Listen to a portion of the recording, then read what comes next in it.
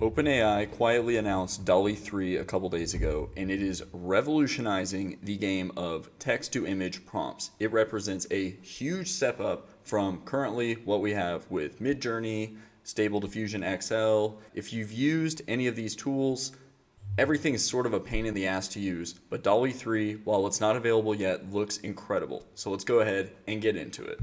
Alright guys, so I'm here on the OpenAI announcement page for Dall-E 3. Dall-E 3 understands significantly more nuance and detail than our previous systems, allowing you to easily translate your ideas into exceptionally accurate images. Let's go ahead and take a look at some of these images. Look at this one. An illustration of an avocado sitting in a therapist chair saying, "I just feel so empty inside, with a pit-sized hole in its center. The therapist, a spoon, scribbles notes." And if you look at the image, it's pretty accurate. The therapist is a spoon. In the image, you don't really see any kind of weird AI stuff. You see the avocado, you don't see any kind of weird hands. Look at its hands, they look pretty normal. And really the big thing in this image, more than anything else, is the text. It's insane because if you know anything about the current state of the art, nothing up until this point has been able to do text like this. I gave the same prompt to Midjourney and I got the following images. And if you just look at the text on all of them, it's just garbage. I mean, it's not real words. It's not a real language. Overall, the accuracy of the image, you don't see a therapist that's a spoon. This one, you have a whisk. You have this, like some kind of herb root type thing. This is like an umbrella. You have a kind of a spoon here. I guess this is a therapist, but it's just really not accurate. Like here you have this kind of weird spoon. It's just really not accurate to the prompt. And also, if you just compare how clean and simple and accurate this image is to all the kind of weird AI noise of the Midjourney output with all this kind of random shit, like what is this? What is this? Like it's a tape recorder, you know, it's just weird. Like you can tell that this is a huge step up. And obviously these could be cherry picked, of course, but this one, like just the text here is massive. Here, you're not getting text in any of these other examples, but you are still seeing how true the output image is to the actual prompt. Here we have a 2D animation of a folk music band composed of anthropomorphic autumn leaves, each playing traditional bluegrass instruments amidst a rustic forest setting dappled with the soft light of a harvest moon. And that was a sensual prompt. Like I don't, I feel something now. Overall, it looks pretty good. Let's take a look at this one. Oh my God, this prompt is massive. In front of a deep black backdrop, a figure of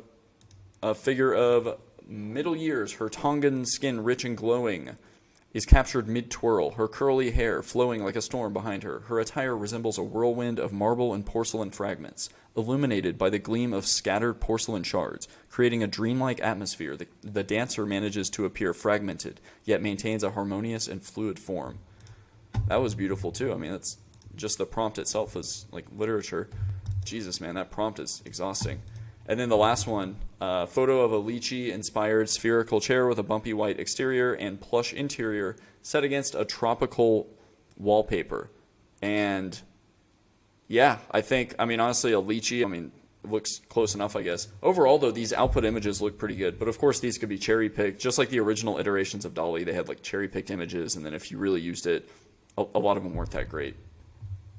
So here's a status update. It's now in research preview and will be available to ChatGPT Plus and enterprise customers in October via the API and in labs later this fall. I can't wait for the API. This opens up a huge space of applications for text to image because right now, if you want the best results, I guess you got to use Midjourney.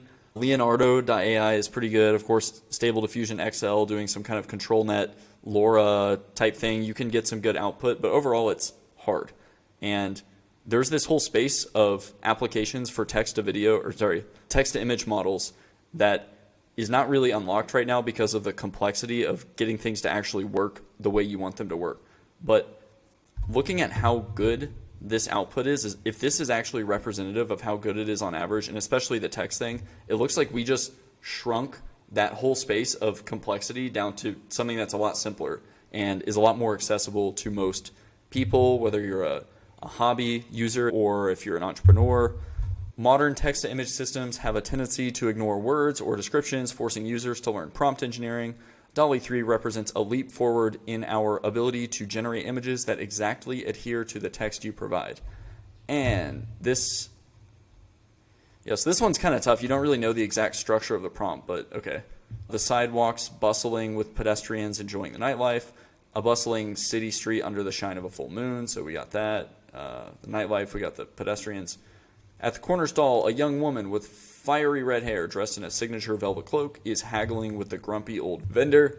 And yeah, it's accurate. She's haggling. The grumpy vendor, a tall, sophisticated man, is wearing a sharp suit, sports a noteworthy mustache, and is animatedly conversing on his steampunk telephone.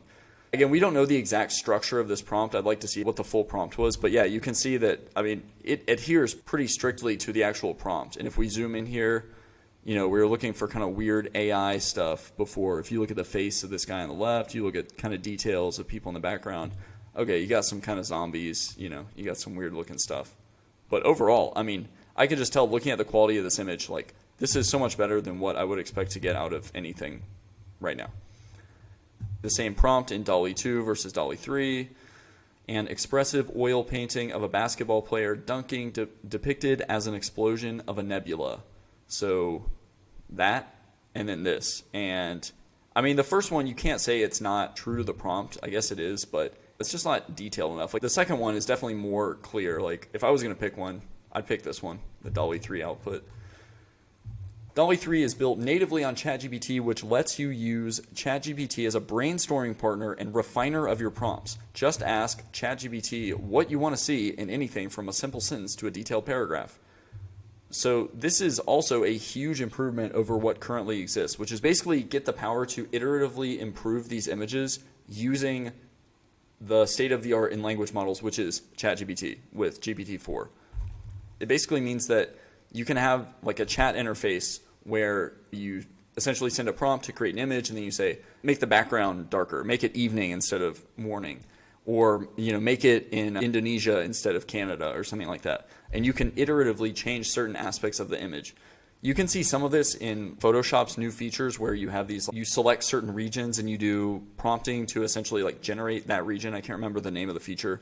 So there is, the concept exists now, but this interface is just so incredibly useful. Like just the chat interface is incredible. You can see how useful ChatGPT is. Like having this image type thing in a chat interface where you can iteratively improve is going to speed up so many workflows and open up a ton of entrepreneurial avenues that didn't exist to the same extent before, even with Midjourney and all this other stuff. So when prompted with an idea, ChatGPT will automatically generate tailored, detailed prompts for Dall-E 3 that bring your idea to life. If you like a particular image, but it's not quite right, you can ask ChatGPT to make tweaks with just a few words. Dall-E 3 will be available to ChatGPT Plus and Enterprise customers in early October, and that is super soon. As with Dall-E 2, the images you create with Dall-E 3 are yours to use, and you don't need our permission to reprint, sell, or merchandise them. And that is another thing, which is that Midjourney images can't be used for commercial purposes at the moment, which is, man, it's a huge thing. So this looks like in the next week or two, we're going to get a huge step up in the power of, you know, text to image models. Okay, we have this little video. Let's go ahead and watch.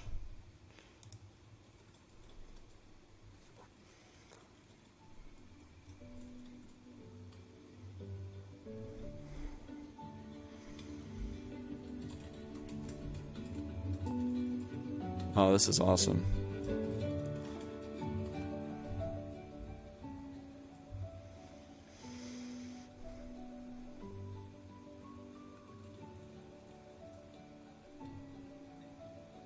That is really incredible. It brings the ease of use of having a chat interface like we're familiar with ChatGPT to creating images.